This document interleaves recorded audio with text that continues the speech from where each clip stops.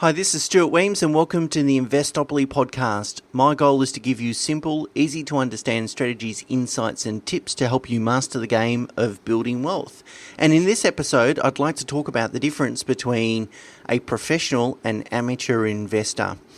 And this idea to sort of do this podcast and write this blog was really stimulated by a blog written by Seth Godin, who is a US author, presenter and entrepreneur. And if anyone that knows me knows that I'm a big fan of his work. And if you have an interest in marketing or business or even just human behaviour, I suggest you subscribe to his daily blog. It's not always fantastic, but fantastic more often than not. And if you just Google Seth blog, it'll come up. Anyway, his recent blog was really about the difference between amateurs and professionals. And I think this topic and subject relates perfectly to investors as well. So if you think about, how does an amateur approach investment versus a professional? And so what I've done, and you'll see it in the show notes, is I've taken the time to kind of list some example behaviours of professional investors and example behaviours of amateur investors. So some examples of a professional investor would be, they understand that making investment decisions requires experience, education and understanding the market. It seeks out an expert in their field who's willing to pay a fair fee for their advice. We'll have a methodology for hiring and firing professional advisors. A clear list of things that they want and want to avoid, and ensure that these advisors have thorough methodologies. They'll hold their advisors accountable for producing results. They won't try and take on tasks that are outside their sphere of expertise. That's when they'll go and find the right person to give them that advice. They make investment decisions on a daily basis, and they will take almost any steps to ensure they don't make a capital loss. That Buffett's first rule of investing is don't lose money. Second rule is refer to rule 1. They don't lose money.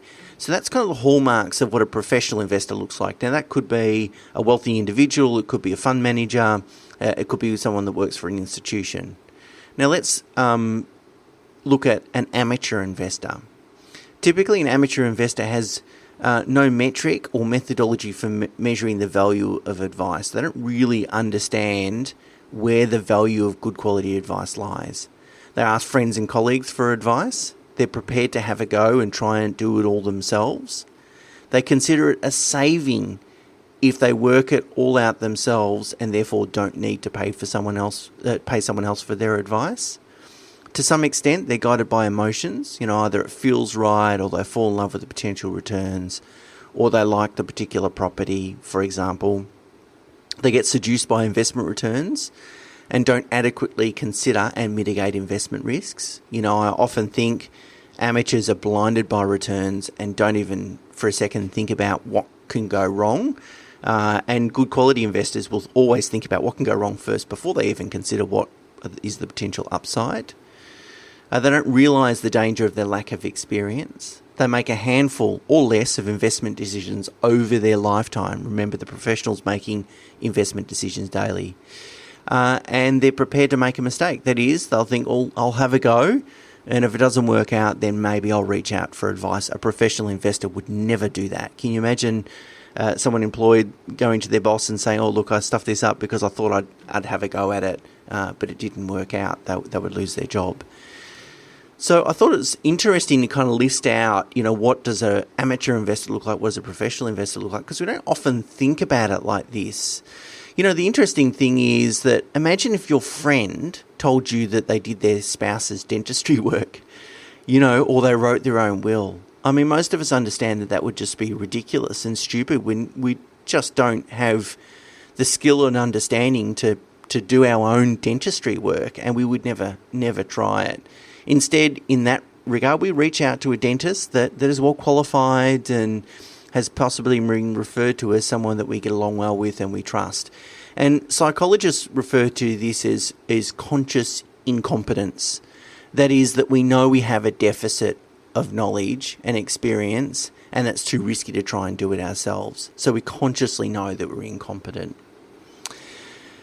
just because you can do your own financial planning, do your own tax return, structure your own loans and so forth, doesn't mean you should. We can do our own dentistry too. It doesn't mean that we should.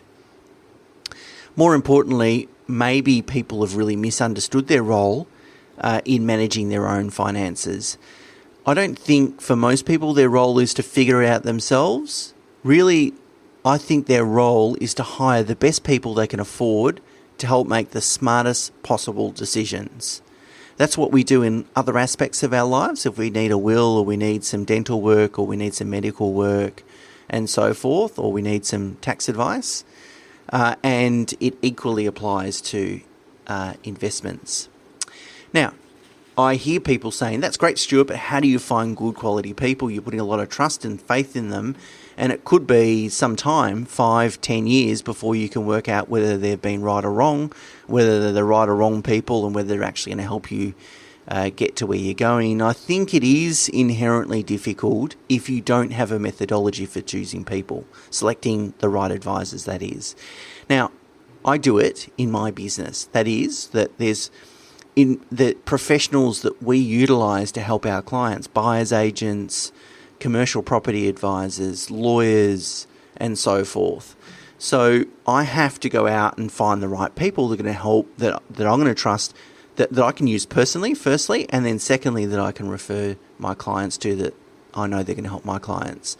And so I think we can take this professional and amateur lens and apply it to selecting the right people. I think that's probably the best thing, because in a professional environment, we're going to have a methodology and process for appointing an advisor, finding the right advisor. A big corporate's going to have that, and it's going to be robust, and they know that their key success factor lies in their people decision. You know, which advisor, which firm do we choose? If they get it right, they win. If they get it wrong, they lose. So really, that's what you need to get good at. That's what you need to have a robust methodology on. And I think there's 6 things. There's 6 things that I look for in choosing the right advisor, and the right advisor has to have all 6, and there can't be any compromises. So let me take you through those. So the first one is, how do they make their money? You know, it's important that I'm working with a business that is strong and sustainable. There's no point working with an absolute low-cost business that doesn't really have a sustainable business model, because if I embark on a relationship with them, they might not be around in a couple of years' time to really help me see out the plan or see out the investment. And it sort of ties in with the accountability point, which I'm going to talk about at the sixth consideration that I'm going to talk about in a second. So I want to understand their business model. I want us to understand how they make money, and I want it to make sure that it doesn't contradict with my goals. I want them to make a fair profit, but nothing more and nothing less. Less than a fair profit means they're not sustainable. More than a fair profit means I'm getting ripped off. How they get paid should be nice and transparent, easy to understand. You know, if there's any complexity or opaqueness there, I'm not comfortable. And alignment of goals, that is, probably the most perfect alignment would be that they only make money when I make money. That's often referred to as a commission. That's often not appropriate. But, you know, I want to make sure their goals aren't contradictory to mine. So how do they make money? Very important to understand. Secondly, is there overwhelming evidence that the results will be good? So, you know, I've written about evidence-based investing before in the past, and essentially there must be strong evidence that utilising their particular investment methodology or approach will drive quality returns. So there needs to be strong evidence, and in the absence of evidence, there's just too much risk, and I'm not willing to take that risk. Number 3 is, hand in hand with number 2, do I understand what's delivered their returns, what's driven their returns? So I need to understand the methodology and then really understand those past returns. And I need to ask myself, what has driven them? Is it luck and good timing? Is it the market? Or is it their skill in intellectual property? Is it their IP that's working? And obviously I'm only going to pay a fee for the latter. I'm only going to pay a fee for their intellectual property, but I need to make sure that I need to marry up the returns with how they've approached it and make sure that's going to work. Number 4 is longevity. How long have they been in business? There's 2 reasons why that's important. Firstly, if you've been in business for many years or decades, you've seen it all. You've seen different market conditions, you've seen lots of different client situations, you've seen lots of client problems and challenges, and you've learnt from all those experiences, and so you can bring those learnings to your client. So longevity is important. And secondly, if you've built a sustainable business, and particularly in investment space, if you haven't delivered returns in the long run, you're not going to keep clients for the long run. So, it provides quite a strong level of social proof.